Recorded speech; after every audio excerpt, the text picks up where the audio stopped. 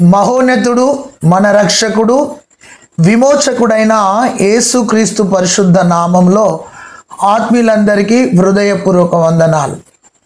మెడగది YouTube channel మీకు దీవెనకరంగా, మేలుకరంగా, ఆశీర్వాదకరంగా ఉందని నేను నమ్ముతున్నాను. చాలామంది ఈ ప్రసంగాల ద్వారా నేను దీవించబడ్డానని ఫోన్ చేసి మాట్లాడడం నన్ను ఎంతగానో బలపరిచింది. చాలా సంతోషపడ్డాను. వాక్యంలో శక్తి ఉంది, వాక్యంలో జీవం ఉంది. వాక్యమే మనల్ని స్థిరపరిచేది, బలపరిచేది, ఆదరించేది, పురికొల్పేది, ఉజ్జీవాన్ని ఇచ్చేది, ఆసక్తిని పంచేది వాక్యం. ఆత్మీయులారా, ఈరోజు ఒక అద్భుతమైన సందేశం. ఏమిటయ్యా సందేశం అంటే, చనిపోతున్న వారికి ప్రభువును పరిచయం చేయాలి అనేది మనలో ఒక ఆత్మ తీవ్రత అయి ఉండాలి. అయితే ఈనాటి దైవ సందేశం, చచ్చిపోతున్నారా, వారిని బ్రతికిద్దాం. మన మాటలో జీవముంది, మన పాటలో జీవముంది, మన ప్రార్థనలో జీవముంది అని నువ్వు మర్చిపోవద్దు. చచ్చే వారిని బ్రతికిద్దాం. నిరాశతో ఉన్న వారికి, నిరీక్షణ లేని వారికి, చీకటిలో ఉన్న వారిని, వ్యసనములో ఉన్న వారిని, బంధకాలలో ఉన్న వారిని, పాప ఊబిలో ఉన్న వారిని, చీకటి క్రియలకు లోనైన వారిని, అక్రమ సంబంధాలతో నలిగిపోతున్న వారిని మాట ద్వారా, దేవుని వాక్ ద్వారా వారికి క్రీస్తును పరిచయం చేసి వారిలో ఉన్న ఆ పాప భూయిష్టమైన జీవితం నుండి విడుదలను ప్రసాదించే శక్తి కలిగిన వాక్యాన్ని వారికి పరిచయం చేసినప్పుడు వారు మారు మనసు పొంది పశ్చాత్తాపపడి క్రీస్తును సొంత రక్షకునిగా అంగీకరించి వారు వెలిగించబడతారు. అయితే ఆత్మీయులారా, చచ్చే వారిని మనం ఏం చేయాలంటే బ్రతికిద్దాం. నీ చుట్టూ ఆత్మీయంగా చచ్చిన స్థితిలో ఉన్నవారు, ఆత్మీయంగా భౌతికమైన వెలుగులో ఉండి అంతరంగంలో చీకటిలో బ్రతుకుతున్నవారు కోకొల్లలుగా మన చుట్టూ ఉన్నారు. సత్యాన్ని గ్రహించలేని వారు, సత్యాన్ని గ్రహించిన సత్యాన్ని ఒప్పుకొని వారు ఎందరో ఉన్నారు. అయితే ఈనాటి దైవ సందేశం అపోస్తుల కార్యం 16వ అధ్యాయం 29వ వచనం నుండి 34 వచనాల వరకు చూస్తే, పౌలు శీలను బంధించి చెరసాలలో వేసినారు. ఆ చెరసాలలో పౌలు శీలలు ప్రార్థిస్తున్నారు. ఆ చెరసాలలో పాటలు పాడుతున్నారు. ఆ చెరసాలలో ఉన్న ప్రజలు వింటున్నారు. వారికి శ్రమ, ఆ శ్రమలో స్తుతి, ఆ శ్రమలో దేవుని ఆరాధించడం, ఆ బంధకాలలో ప్రభును గణపరచడం. ఆత్మీయులారా, ఈ పౌలు శీల యొక్క విశ్వాసం చాలా గొప్పది. వారు గాయాలతో ఉన్నారు, గాన పరిచర్యలో ఉన్నారు, బంధకంలో ఉన్నారు, బలవంతుని స్తుతిస్తున్నారు. వారు చెరలో ఉన్నారు, స్తుతి చేయటం మానలేకపోతున్నారు. నువ్వు ఏ సిచ్యువేషన్లో ఉన్నా, ఏ బంధకములో ఉన్నా, ఏ పరిస్థితిలో ఉన్నా, ఏ కన్నీళ్లతో ఉన్నా, నీవు ప్రార్థించడం మానద్దు, స్తుతించడం మానద్దు. ఈ ప్రార్థన, ఈ స్తుతి పక్షికి 2 రెక్కలు ఎంత ప్రాముఖ్యమో, మానవునికి 2 కాళ్ళు ఎంత ప్రాముఖ్యమో, శ్వాస నిశ్వాస ఎంత ప్రాముఖ్యమో, ప్రార్థన, స్తుతి, ఆరాధన అంత ప్రాముఖ్యం. ప్రార్థన జవాబునిస్తుంది, స్తుతి ఆరాధన ఆశీర్వాదాన్ని ఇస్తుంది. అయితే వారు ప్రార్థిస్తూ పాటలు పాడుతూ స్తుతిస్తున్నారు. చెరసాలలో ఉన్న ప్రజలు వింటున్నారు. దేవునికి మహిమ కలుగునుగాక. క్రీస్తును ప్రకటించినందుకు శ్రమ కలిగింది. ఆ శ్రమలో అతిశయిస్తూ దేవుని స్తుతిస్తున్నారు.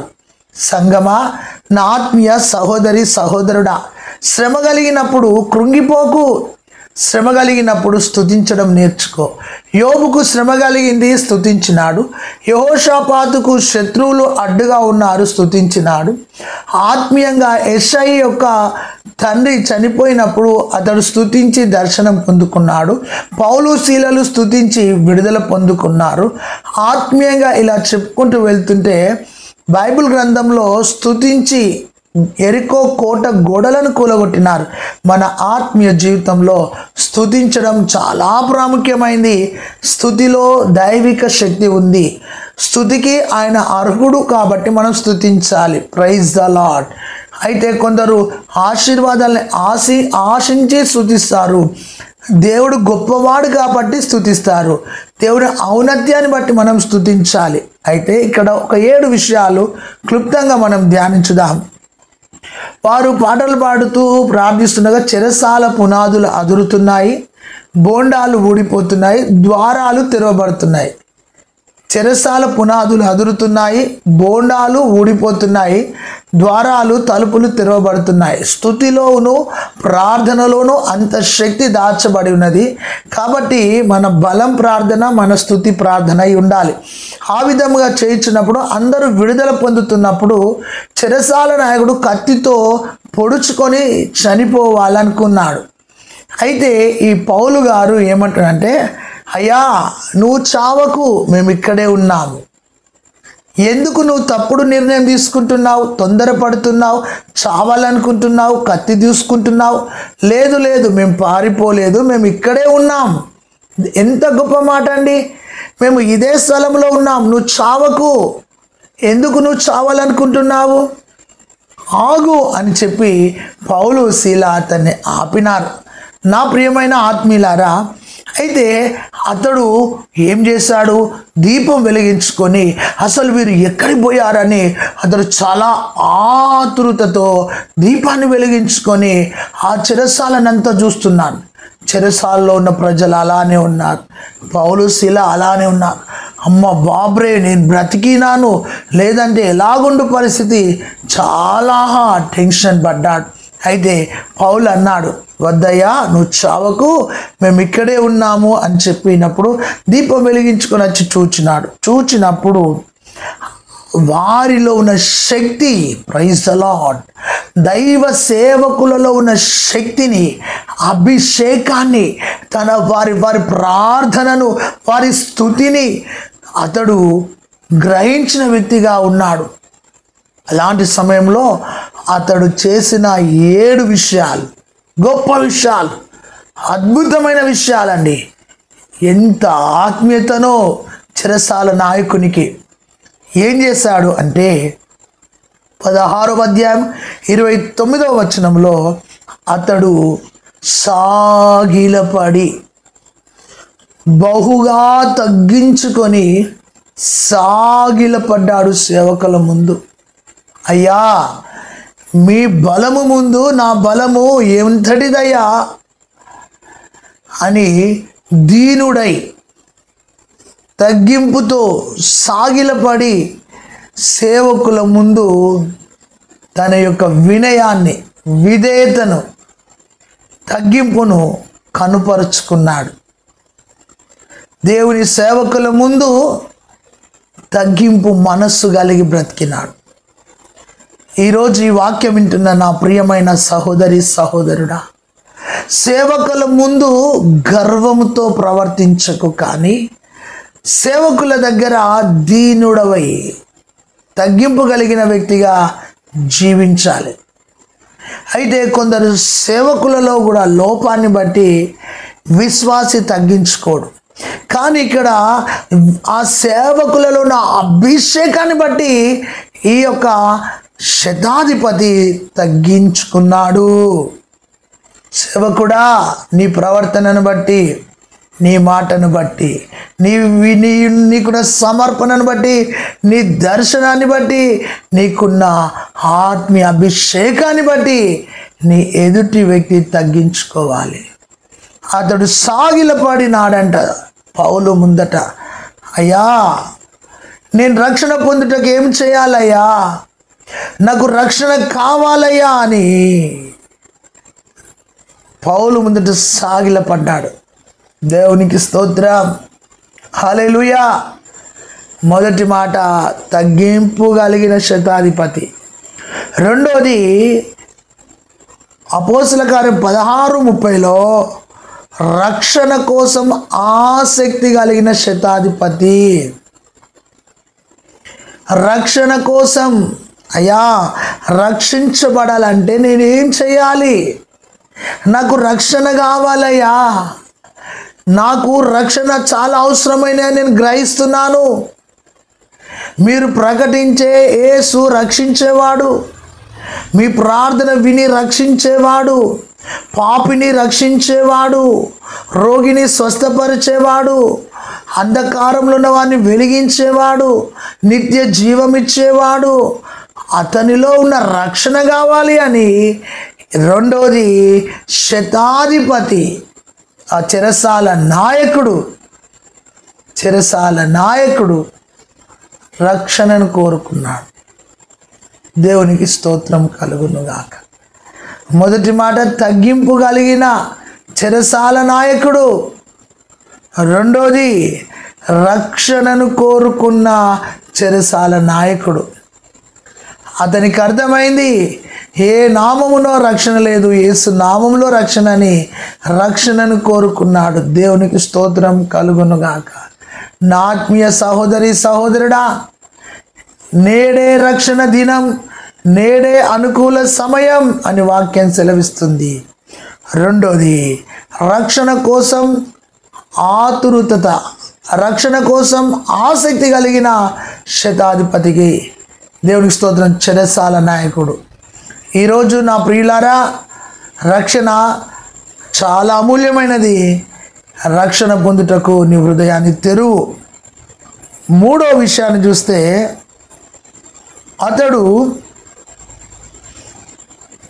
అపోస్తుల కార్యం 16:32 ఈ చెరసాల నాయకుడు తన ఇంటి వారితో కూర్చొని వాక్యాన్ని విన్నాడు.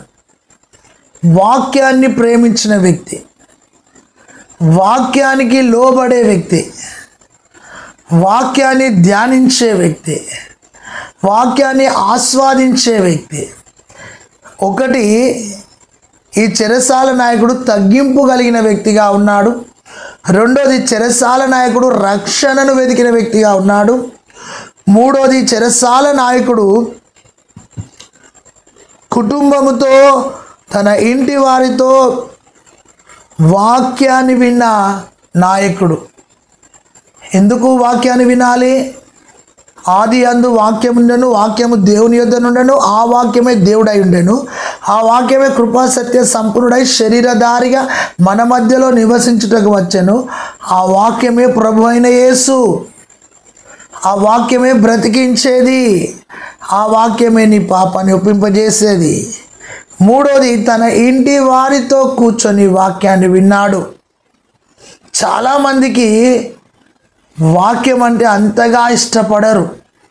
పాటలు ఇష్టపడేవారు ఉంటారు, ఆరాధన ఇష్టపడేవారు ఉంటారు, కానీ వాక్యం కాడికి రాగానే వారు చాలా డ్రాప్ అయిపోతారు.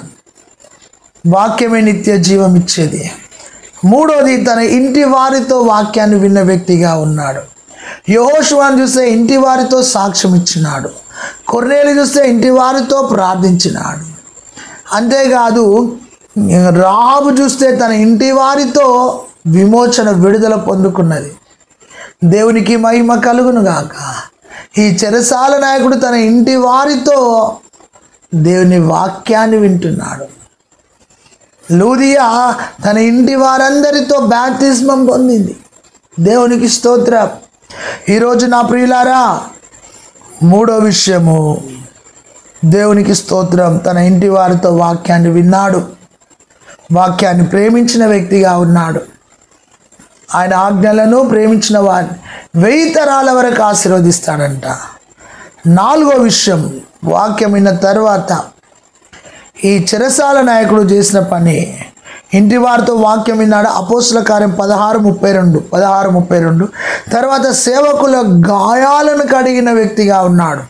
అపోస్తల కార్యం 16:33లో 4వ విషయం, సేవకులకు పరిచర్య చేసిన వ్యక్తి.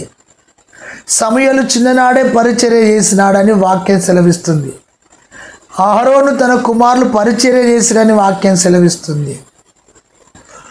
అయితే ఈ రోజున యెహోషువ మోషే దగ్గర పరిచర్య చేసినట్టుగా ఉంది. ఎలీషా ఏలియా దగ్గర పరిచర్య చేసినట్టుగా ఉంది.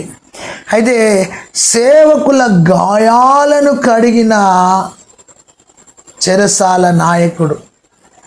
గాయాలను చేయొద్దండి, గాయాలను కట్టాలి, గాయాలను కడగాలి.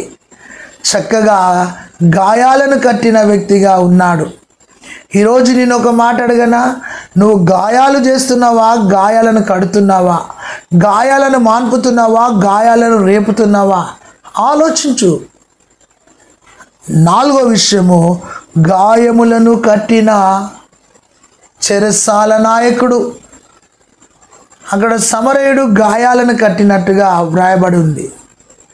ఈ రోజున నీ మాట, పాట, వాక్యం, ఆరాధన, నీ సాక్ష్యం మనుషులకు గాయాలను రేపద్దు, గాయాలను కట్టేటట్టుగా నీ వాక్యం ఉండాలి. 4వది, వాక్యం తన సేవకుల గాయాలను కట్టిన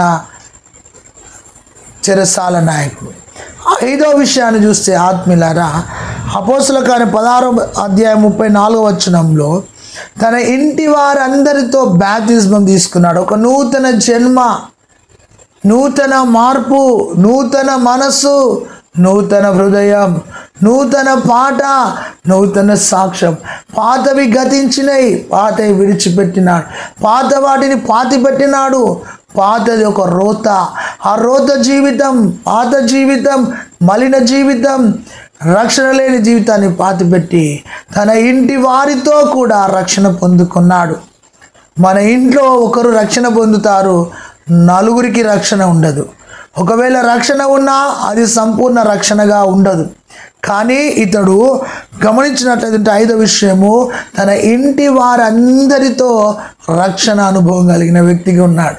నీ ఇంటి వారు ఎక్కడున్నారు? లోకంలో ఉన్నారా? చీకటిలో ఉన్నారా? పాపములో ఉన్నారా? వ్యసనములో ఉన్నారా? చెడు కార్యాలలో ఉన్నారా? వెలుగులో ఉన్నారా? పరిశుద్ధతలో ఉన్నారా? లోక పాప భోగాలకు అలవాటైన వారుగా ఉన్నారా? ఆలోచించండి. తన ఇంటి వారితో బాప్తిస్మం తీసుకున్నాడు. క్రొత్త జన్మ, క్రొత్త హృదయం, క్రొత్త వ్యక్తిగా ఈ యొక్క చెరసాల నాయకుడు మారిపోయాడు. 1 తగ్గింపు కలిగిన చెరసాల నాయకుడు, 2 రక్షణ విషయంలో ఆసక్తి కలిగిన చెరసాల నాయకుడు, 3వది తన ఇంటి వారితో వాక్యాన్ని విన్న చెరసాల నాయకుడు, 4వది సేవకుల గాయాలను కట్టిన చెరసాల నాయకుడు, 5వది ఇంటి వారితో బాప్తిజం తీసుకున్న చెరసాల నాయకుడు 5వది. 6వ విషయాన్ని చూస్తే అతడు తన ఇంటికి వారిని తీసుకొని వెళ్ళి ఆతిథ్యం ఇచ్చిన వ్యక్తిగా ఉన్నాడు. చక్కగా ఆతిథ్యం ఇచ్చిన వ్యక్తిగా, అంతేకాదు క్రీస్తునందు విశ్వాసం ఉంచిన వ్యక్తిగా ఉన్నాడు. 6వ విషయము, అతడు ఆతిథ్యం ఇచ్చినాడు, విశ్వాస విషయంలో ఆసక్తి కలిగి ఉన్నాడు. చాలా విశ్వాసం అండి. మంచి ఆతిథ్యాన్ని ఇచ్చిన వ్యక్తి ఉన్నాడు. ఏ ఇంట్లో ఆతిథ్యం ఉంటుందో ఆ ఇల్లు ఆశీర్వదించబడుతుంది. గనురాలు ఇంట్లో ఆతిథ్యము తనకు ఆశీర్వాదాన్ని తెచ్చింది. అబ్రహాము గుడారంలో ఆతిథ్యము తనకు ఆశీర్వాదాన్ని తెచ్చింది. గమనించండి ఆత్మీయులారా, సీమోను, పేతురు, కుష్ఠరోగి అయిన సీమోను బాగుపడిన తర్వాత అతడు ఆతిథ్యానికి పిలిచినప్పుడు అక్కడ అభిషేకం విడుదలైంది. దేవునికి స్తోత్రం. అది 6వ విషయం. ఆతిథ్యం ఇచ్చినాడు, ఆసక్తిగా బ్రతికినాడు. సో ఎంత ఆత్మీయత ఇతనిలో ఉందో ఆలోచన చేయి. ఈ వాక్యం వింటున్న నీలో ఆసక్తి తక్కువైంది, ఆడంబరం ఎక్కువైంది, ప్రార్థన తక్కువైంది, పొలిటికల్గా ఎక్కువైపోయింది. నువ్వు గ్రూపిజం చేస్తున్నావు. ఒకప్పుడు నీ ముఖంలో దేవుని వెలుగుండే, ఇప్పుడు నువ్వు లోకానుసారంగా జీవిస్తున్నావు. ఒకప్పుడు ఆత్మీయ అభిషేకం కలిగిన వ్యక్తిగా ఉన్నావు, ఇప్పుడు లోకానుసారమైన ఆత్మతో నింపబడ్డావు. ఒకప్పుడు ఎంతో ఆత్మీయతతో మాట్లాడే వ్యక్తిగా ఉన్నావు, ఇప్పుడు నీవు అంత లాజికల్ మాట్లాడుతున్నావు. అయితే ఎలా ఉంది నీ ఆత్మీయ జీవితం? ఆలోచన చేయి. చివరిగా 7వ విషయాన్ని చూస్తే, అతడు తన ఇంటి వారితో ఆనందించిన వ్యక్తిగా ఉన్నాడు. ఎక్కడయ్యా ఆనందం అంటే సేవకుల మధ్యలో ఉంటే ఆనందం, రక్షించబడితే ఆనందం. దేవునికి స్తోత్రం. దేవుని సన్నిధిలో పాపాలను ఒప్పుకుంటే ఆనందం. తను తన ఇంటి వారితో ఆనందించినాడు అనుంది. అవును సహోదరుడా, సహోదరి, ఆనందం అంటే రోడ్ల మీద దొరుకుతుందా?